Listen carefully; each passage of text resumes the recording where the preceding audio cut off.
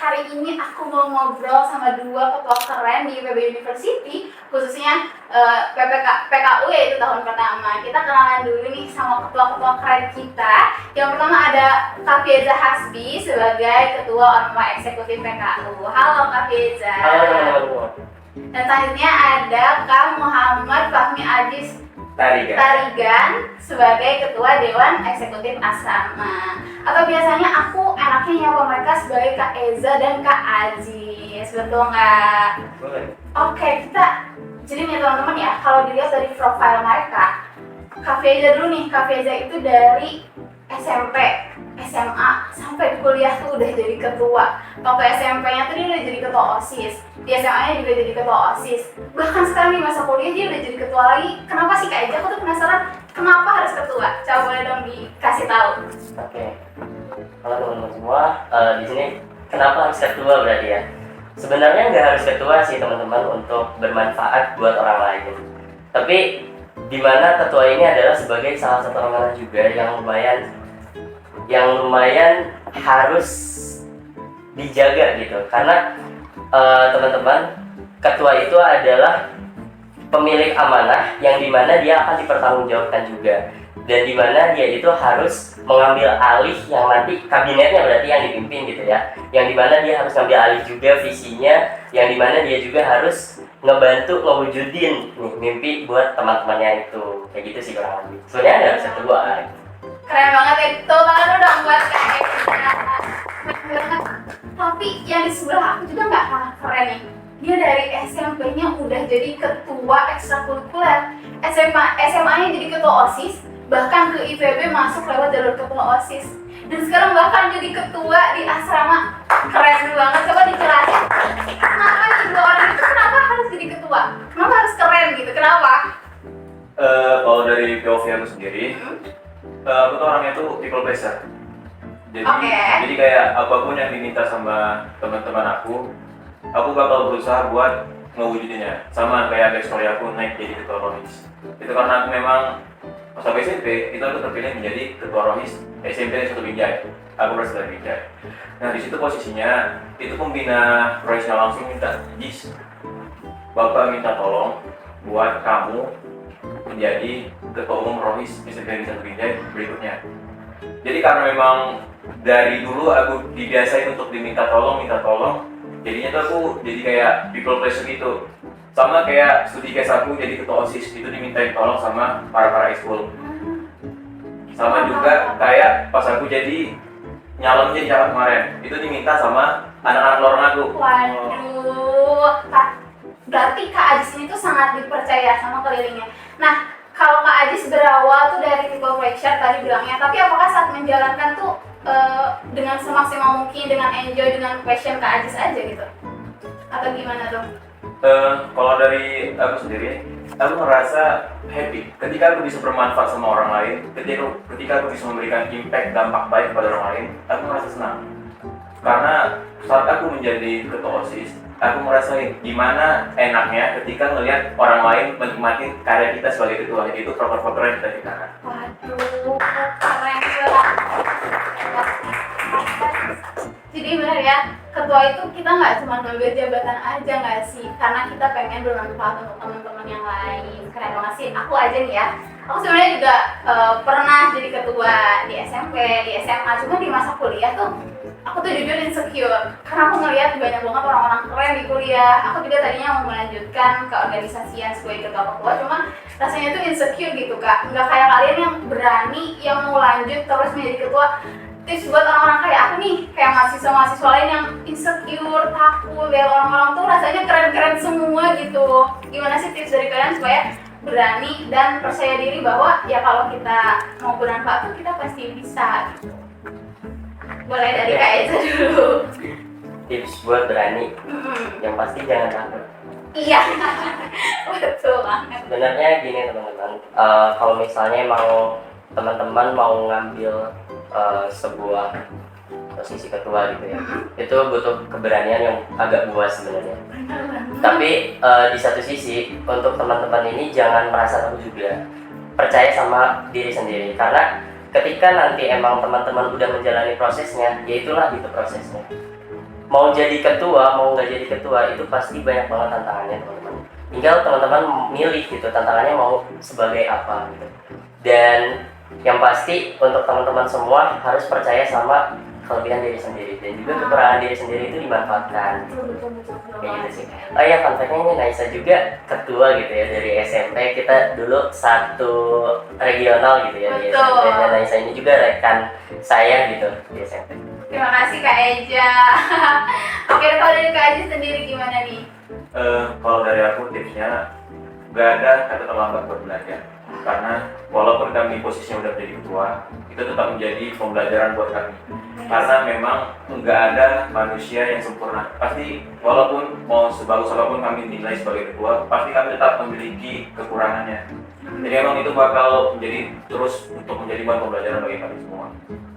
Betul. Wah, aku tuh sebenarnya ya jujur sebelum podcast ini tuh aku sebenarnya ada deg-degan karena aku yakin pasti akan ada gebrakan-gebrakan dari kalian yang pasti setiap ngomong aku bakal wah karena seriusan bener banget kata kakak-kakak tadi bahwa memang menjadi ketua itu adalah modalnya berani dan percaya gitu dengan diri sendiri kan, kita harus yakin, betul banget. Nah, kita pelan-pelan nih dari SMP ketua, SMA ketua, kuliah ketua. Pernah nggak sih gagal waktu nyalonin jadi ketua? Siapa dulu nih yang mau jawab? Oke. Oke, Ajis dulu, silakan. Pengalaman gagal menjadi ketua ada. Ada. Wah, oke, apa nih seru nih, seru. Pas SD, ini kita kulik dulu dari SD. Iya. Dari SD, dari kelas 1 SD sampai kelas 4 SD, kita punya manahin menjadi ketua kelas. Oh, ketua Ketua kelas. kelas. Oke. Nah, biasanya kalau ketua-ketua kelas SD itu biasanya jabatan semua itu dari kelas 1 sampai kelas 6 Iya, jadi kelas ketua kelasnya. Nah, Iya, bener banget. tapi karena aku ada miss satu kali kesalahan ketika gitu. kelas 5 SD itu teman-teman aku udah kayak nggak percaya lagi karena kan dulu pas zaman kita kalau misalnya ada jam kosong ketika SD guru cabut nanti yang ribut catatnya. Bener. Nah, ada kan? Bener. Gara-gara aku dulu so otoriter itu ketika SD, makanya jangan dia lagi lah ketua. Masa aku ribut aja dikit langsung dicatat. Bentar. Jadi Ajis itu tipikal yang jujur gitu, yang nggak bisa, Jis jangan nama gue, jangan dicatat, nggak bisa gitu ya? Nggak bisa gitu. Nggak bisa, kalau lu ribut gue catat Iya. gitu. Oke, lanjut. Itu ketika SD. Baru ketika SMP, sebelum aku terakhirnya ditunjuk menjadi Oh, ditunjuk menjadi ketua ROHIS. Sebelumnya aku sempat untuk nyalonin diri sebagai ketua OSIS di SMP aku. SMP. Tapi karena pembina OSISnya dia nyaranin, Jis, kayaknya kamu jangan maju sebagai ketua OSIS karena kalau jujur di SMP aku ROHISnya itu jauh lebih besar daripada OSISnya. Wah gitu.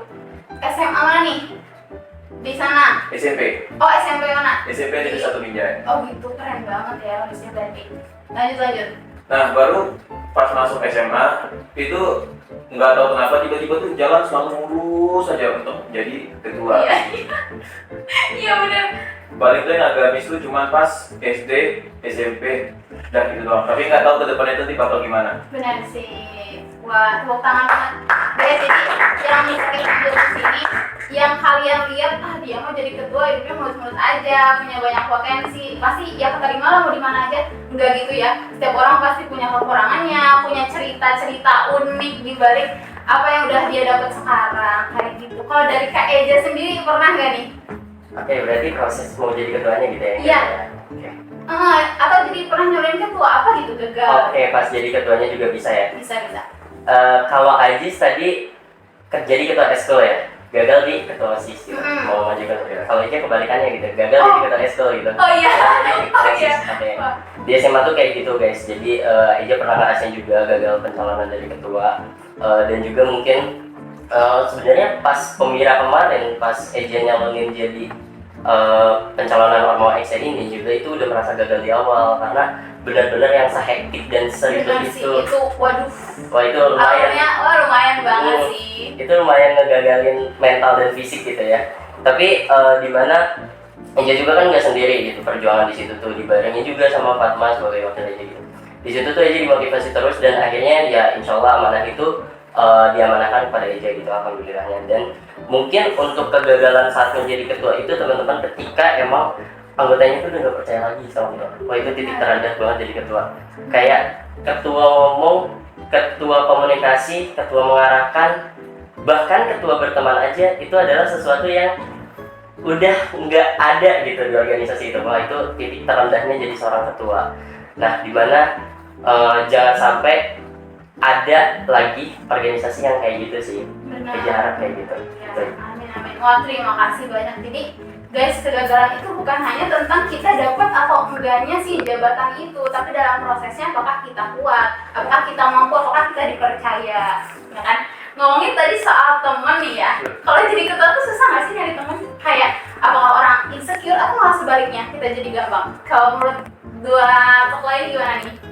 Oke, kalau yang Eja rasain ya, pertama kita bagi dulu, ada internal di orangnya mungkin ya, sama pertemanan di eksternalnya. Oke. Kalau di internal itu mungkin lebih enjoy ya, karena kita lebih sering komunikasi, lebih sering menjalani aktivitas harian bareng lah gitu istilahnya. Apalagi kita benar-benar ngelakuin aktivitas sehari-hari 24/7 itu sama teman-teman internal gitu kan. Benar. Nah beda lagi nih sama teman-teman eksternal, mungkin kita emang lebih jarang komunikasi gitu ya. Nah teman-teman eksternal ini yang Eja rasain agak gimana ya, kalau nyapa Eja itu kayak bukan teman gitu, kayak Eja, padahal mah biasa aja gitu ya, kayak paham, iya ya, gitu kayak Eja dan lain sebagainya. Nah yang kayak gitu kayak kalian ngapain gitu, ya udah salaman aja, main aja gitu, berteman seperti biasanya. Sebenarnya itu aja sih yang dirasainnya, kayak ada loh teman yang kayak gini, kenapa gitu, kita satu angkatan, kita satu tingkat gitu, bahkan satu departemen mungkin ya, satu departemen gitu di IPB, tapi biasa aja guys gitu, kita sama-sama manusia kok, kita sama-sama makan nasi gitu. Setuju banget sih. Kalau dari Ajis gimana Jis? Kalau untuk pertemanan sendiri, karena emang basic aku orang itu gampang berbaur sama orang, jadi itu kayak ya udah dari itu aja mengalir, kayak nggak ada. Kalau dari aku sendiri, aku nggak membedakan teman, mau itu teman satu organisasi sama-sama yang sudah sama maupun teman-teman yang organisasi juga, aku bakal tetap memperlakukan hal yang sama, nggak ada gap di antara mereka. Tapi kan Ajis ini tipikal yang cepat berbaur nih. Tapi dari lawan bicara dari temannya itu sendiri kadang suka segan gak sih, karena Ajis itu seorang ketua. Jadi kadang kita jadi susah juga ngerangkulnya kan, orang-orang yang segan kayak Eja tadi bilang malah jadi kayak Eja gitu. Ada nggak yang kayak gitu kalau di Ajis? Nah, sebenarnya ada beberapa orang yang kayak gitu sama aku ketika nongkrong. Tapi karena memang aku basicnya itu gampang berbaur, ya udah aku ajak bercanda, kayak contoh candaan aku yang paling sering aku begitu kayak aman aja. Jadi ya udah kita tinggal berbaur aja, menyatu. Jadi walaupun jabatan kita memang ketua, tapi kita tetap sama-sama mahasiswa. Satu stage itu mahasiswa. Oke. Nah, kalau dilihat dari temennya sendiri nih, kan kita sebagai orang yang aktif ya, berarti bisa dibilang aktif organisasi, pokoknya aktif kegiatan. Pernah nggak punya temen yang dia malah pasif gitu, orangnya tipikal orang yang emang nggak tertarik dengan kesibukan gitu? Pernah nggak punya temen yang beda apa ya, kalau secara kasarnya beda dunia gitu, kita yang aktif banget, dia yang nggak pernah kegiatan sama sekali gitu? Pernah nggak? Ada nggak? Ada juga. Ketika aku SMA, jadi itu kebetulan karena aku ketua OSIS kan, jadi kebetulan itu di kelas aku, wakil ketua OSISnya itu dari kelas aku juga. Oh iya, sekelas. Kepala divisinya itu rata-rata dari kelas aku juga. Waduh, keren nih, kelasnya mencetak banget berarti. Nah, jadi karena semuanya itu hampir dibilang kelasnya pengurus OSIS, tapi itu nggak semuanya. Tapi ada beberapa teman aku yang di kelas itu tapi kayak walaupun kayak pengurus OSIS kayak udahlah ngapain sih ikut event kayak gitu, capek, mending pulang ke rumah tidur, ngapain sih ngurus sekolah gitu. Tetap ada kok teman-temannya kayak gitu. Oke, kalau Kak Eja pernah nggak Jan? Udah pasti ada. Pasti ya. Iya, kita beda-beda banget kan latar belakang dan sebagainya. Bahkan motivasi untuk menjadi mahasiswa ini juga beda-beda gitu, latar belakangnya, mau masuk kuliah dan lain sebagainya.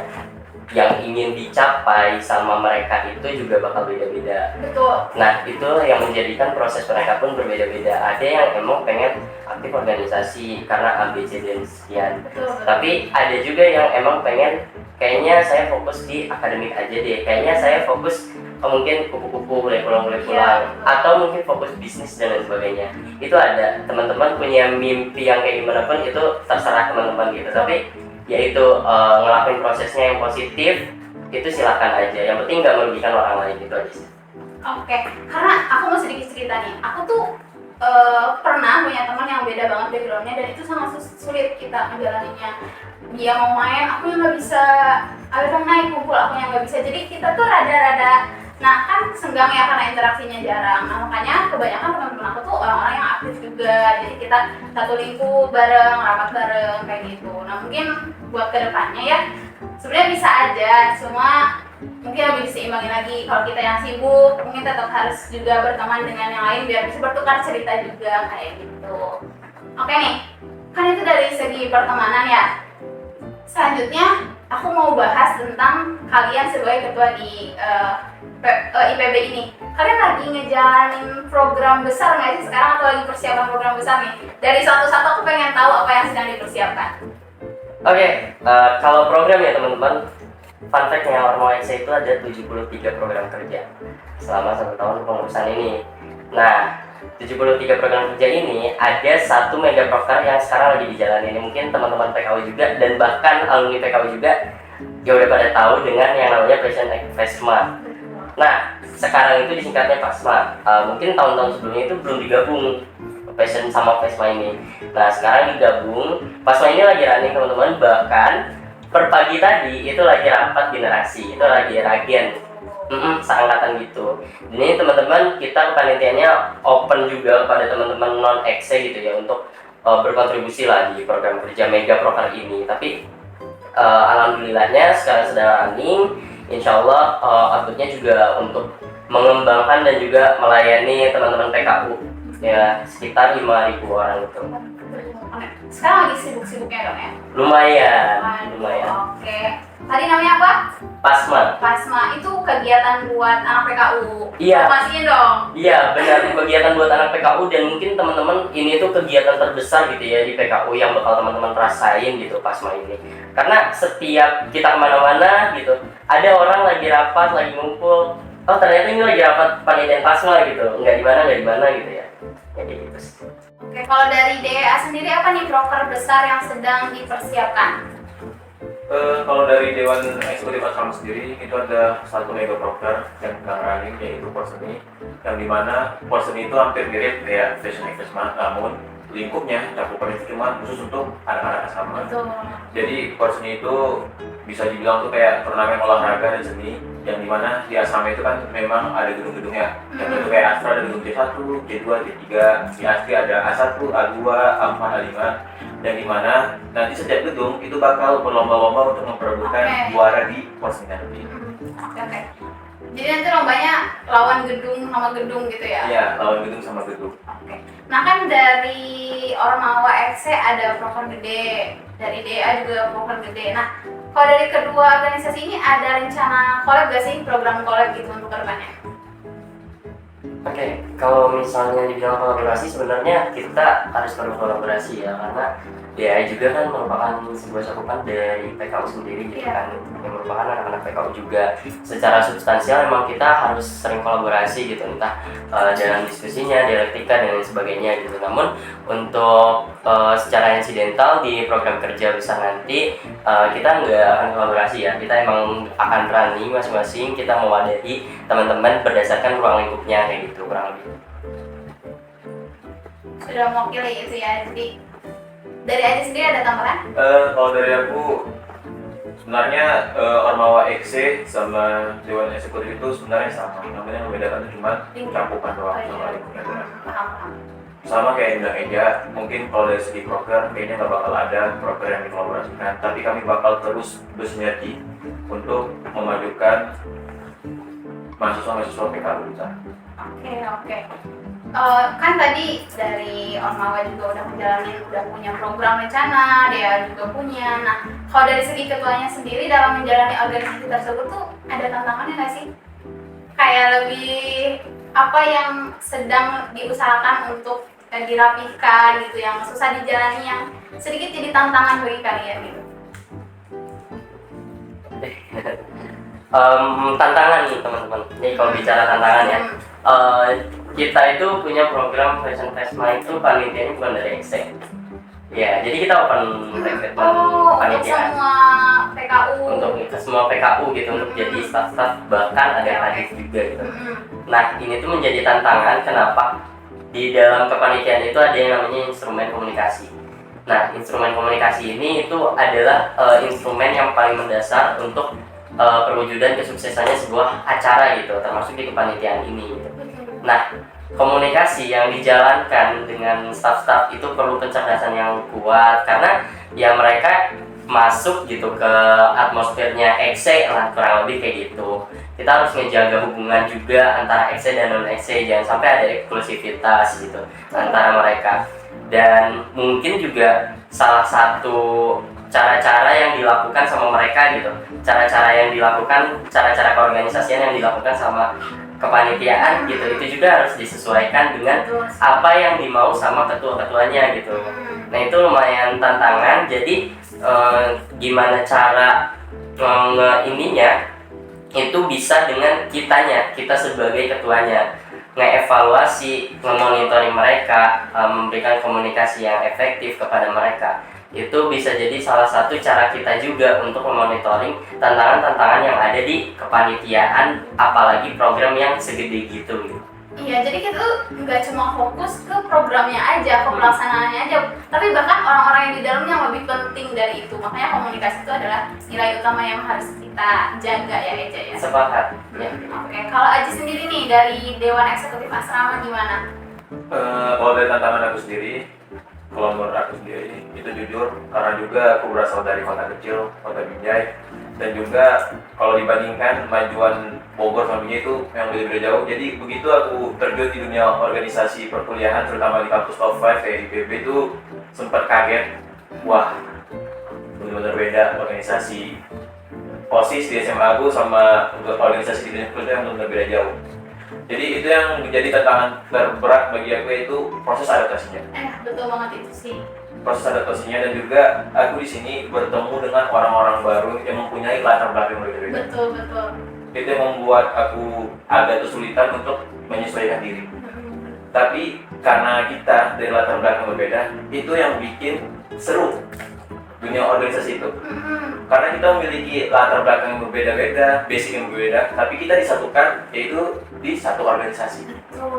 Malah dari perbedaan itu nggak sih kita jadi banyak belajar, apa yang tadinya nggak ada di lingkungan kita jadi tahu, mereka juga bawa dari lingkungan mereka, saling belajar gitu ya. Setuju. Betul. Nah, aku sekarang mau lebih personal lagi sih pertanyaannya. Kita tuh kan pasti walaupun di lingkup organisasi, tapi mahasiswa juga yang punya kewajiban untuk akademik. Nah, kadang-kadang aku ngobrol sama teman-teman aku yang mereka bilangnya kurang minat, atau sebenarnya mereka mau sih ikut organisasi, ikut kepanitiaan, cuma mereka mikir lagi akademikku gimana gitu. Nah, kalau dari kalian yang sibuk banget, yang hari ini ada kegiatan, besok ada kegiatan lagi, nyimbangin dalam akademiknya gimana sih? Coba dikasih tipsnya biar teman-teman yang mahasiswa yang mereka tuh nggak kehalang sama hal itu gitu, tetap bisa ikut juga aktif di kuliah ini. Oke, kalau dari aku, karena aku memang dari SMA itu memang udah terbiasa sama dunia organisasi, dan juga kita mesti ingat teman-teman semua, kewajiban kita di kampus ini, kewajiban pertama kita yaitu akademik, belajar. Betul. Itu prioritas utama kita. Jadi kalau dari aku sendiri, kita harus membuat namanya itu manajemen prioritas, mana dua yang harus kita prioritaskan. Nah, itu yang menjadi landasan yang harus aku bawa ketika aku SMA sampai dunia perkuliahan. Jadi karena itu aku bisa manage mana yang harus aku kerjakan duluan, apa yang harus aku kerjakan duluan. Dan pada akhirnya walaupun di SMA sibuk organisasi, tetap bisa nilainya aman dan bisa sampai ke IPB sekarang. Karena skill penyesuaian dan skala prioritas. Betul banget. Itu kalau aku sedikit cerita, ketika aku SMA itu pas aku dilantik menjadi ketua itu di kelas 11 semester 2 sampai kelas 12 semester 1. Iya. Nah, di situ aku jarang masuk kelas. Oh iya? Jujur, aku selalu cabut kelas. Jarang masuk kelas karena sibuk. Karena sibuk. Sibuk Oke, rapat. cabut kelas karena sibuk. Iya. Tapi semua tugas yang dikasih sama guru tetap aku selesaiin. Karena tanggung jawab kita Tanggung nggak jawab. sih? Seperti yang aku bilang di awal, ingat teman-teman, tanggung jawab utama kita di PB Universitas ini adalah belajar. Setuju banget sih. Akademik itu tetap nomor satu karena itu Iya. juga yang nantinya menopang kita kan di kehidupan kita selanjutnya. Kalau dari Eja sendiri gimana nih tanggapannya? Oke, jadi keseimbangan antara akademik sama Betul. organisasi.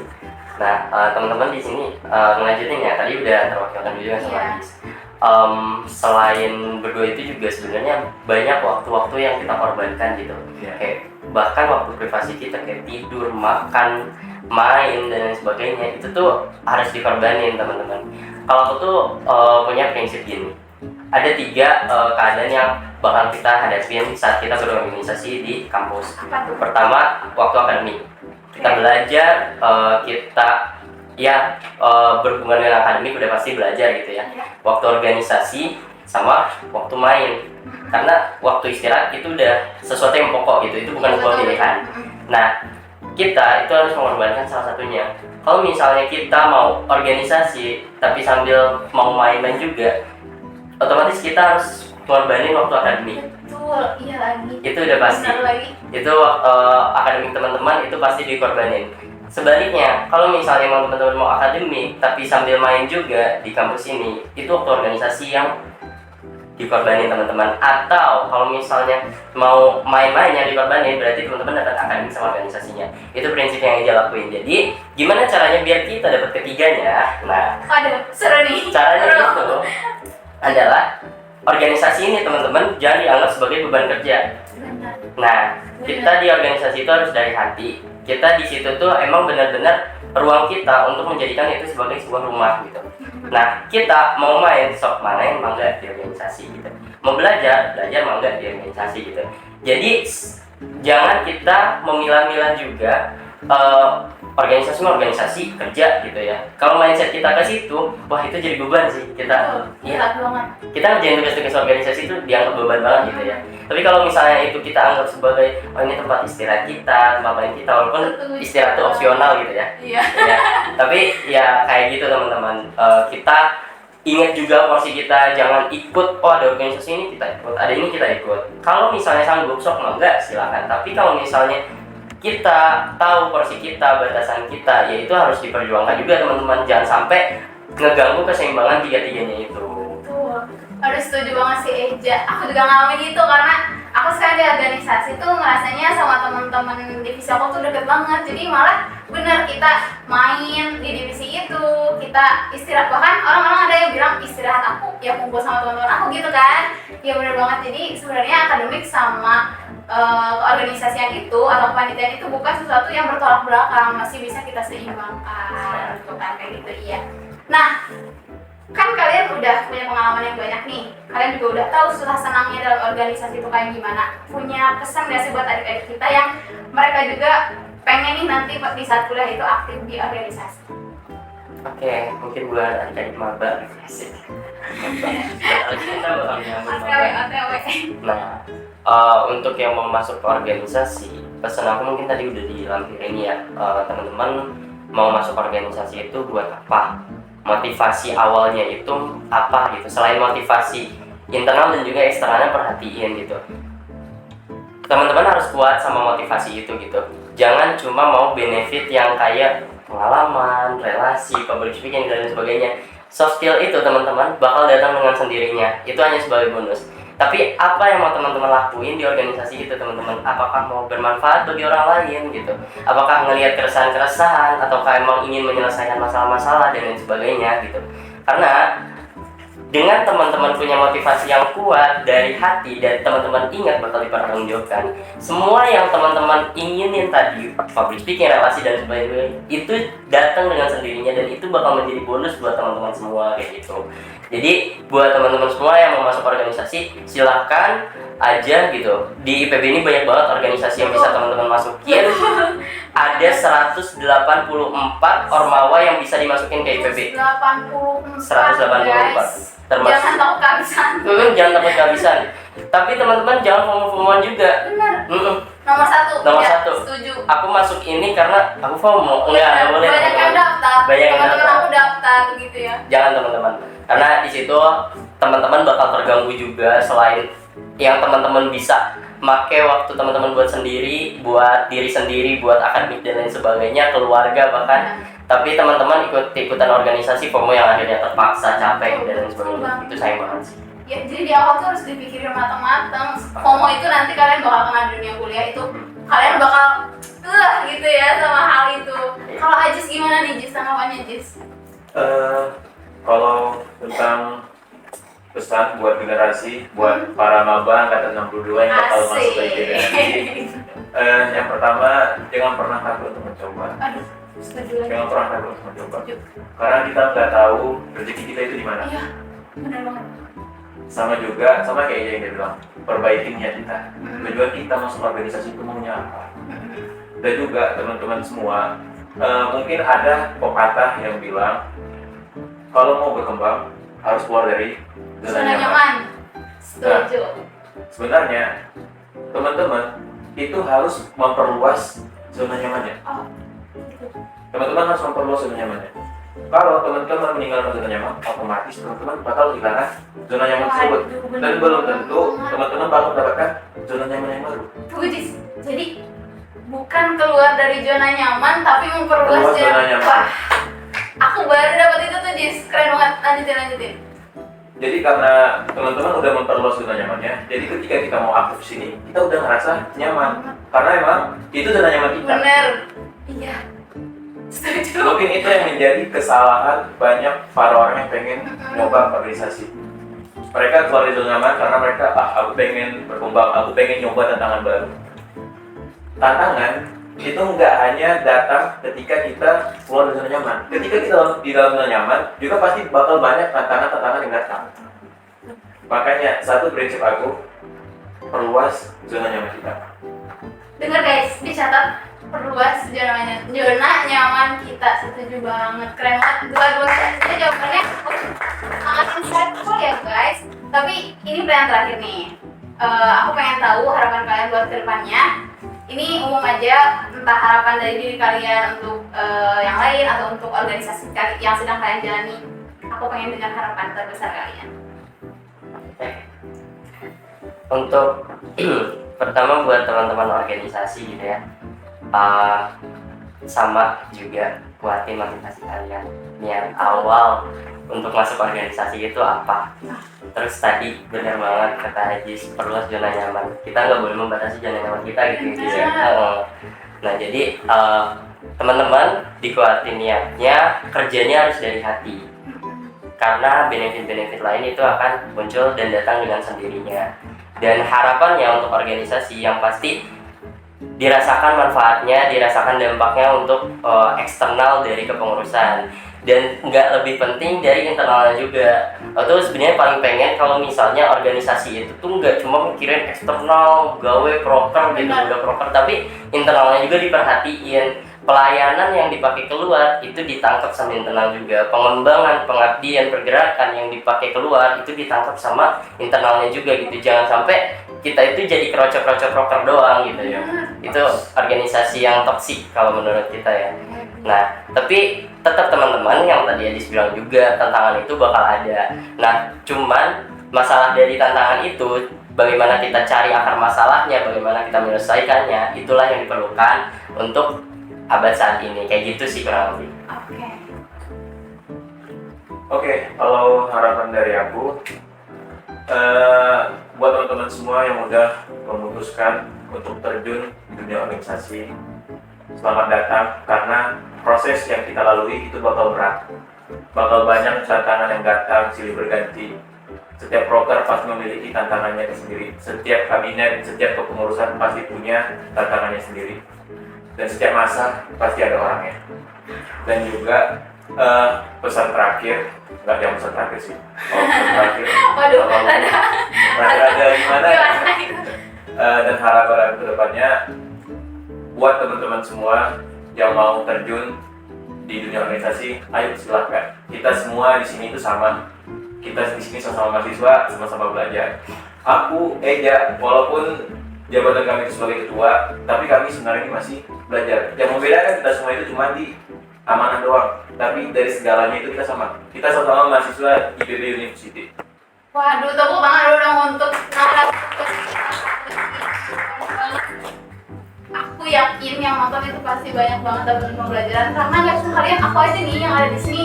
Udah banyak banget hal-hal yang aku pelajari. Terima kasih teman-teman sudah